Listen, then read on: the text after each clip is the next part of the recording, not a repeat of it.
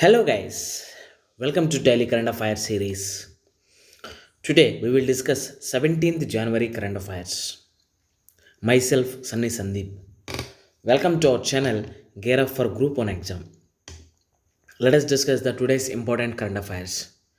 Before going to our current affairs, here this channel is useful for all competitive exams like UPSC, SSC, RRB, Bank, CTET, UGC NET, and many more competitive exams. You have to do just subscribe to our channel and stay tuned to our channel.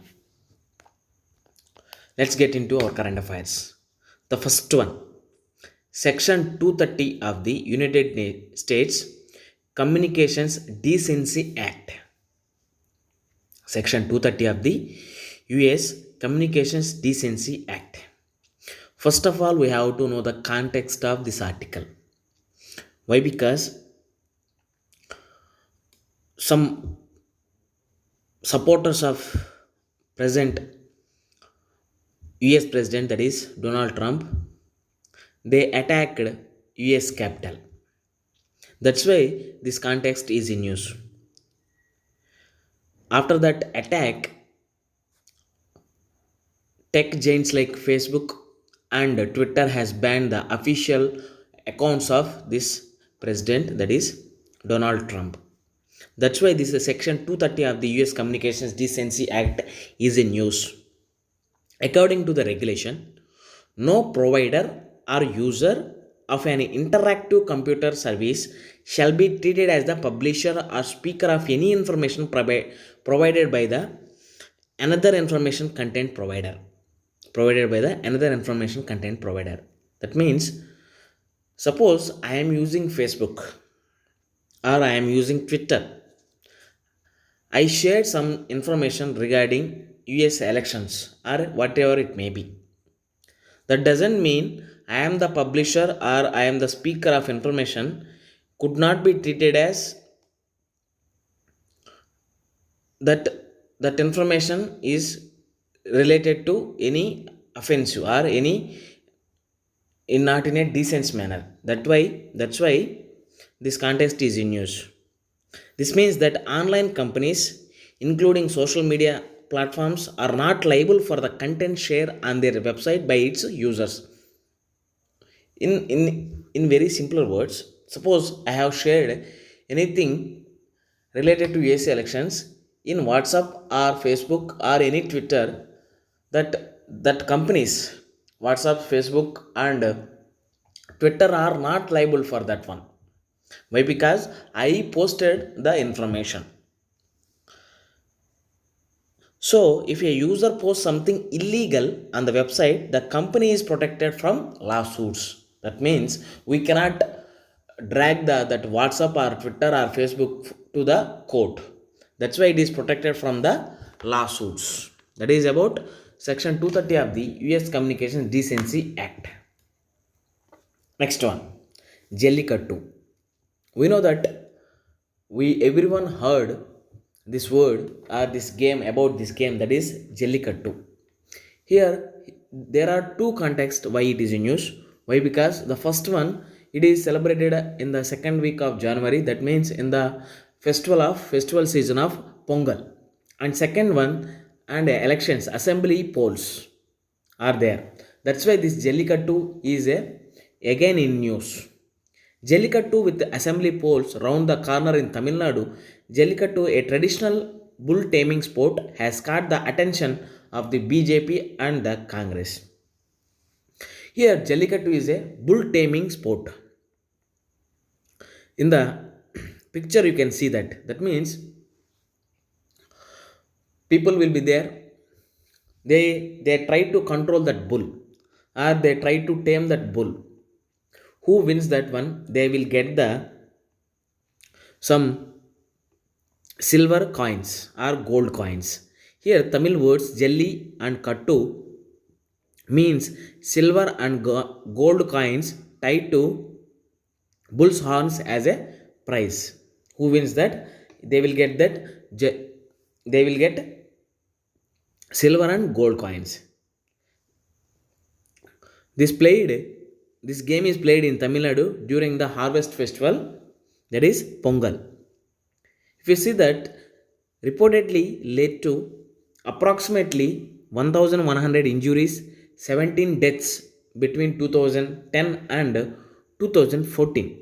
That's why it is banned by Supreme Court in 2014 on the grounds of animal cruelty. It is banned by the Supreme Court in 2004 on the grounds of animal cruelty. But again, Tamil Nadu government has introduced this Jallikattu. Why? Because it has the long history. Here, ban protested on the grounds of that it obstructs customs and traditions. That means Tamil Nadu will people strictly follow their customs and traditions. That means it is against their customs and tradition. That's why they again introduced this Jallikattu game. Here, like Tamil Nadu, Karnataka too passed a law to save similar sport, that is Kambala. That is Kambala. It is like similar sports like that. That is a race festival. Kambala is a race festival. Next one, 2020, one of the hottest years on the record. That means after 1880, 2020 is the one of the hottest years. Here, NASA has said that human produced greenhouse gases emissions are largely responsible for warming the earth. The main reason, that is emission of these greenhouse gas emissions or greenhouse gases.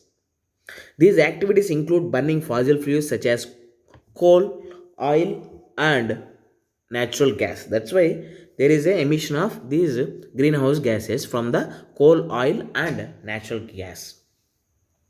Significantly, NASA notes that the carbon dioxide levels has increased by over 50% since the industrial revolution began 250 years ago, while the level of methane has more than doubled.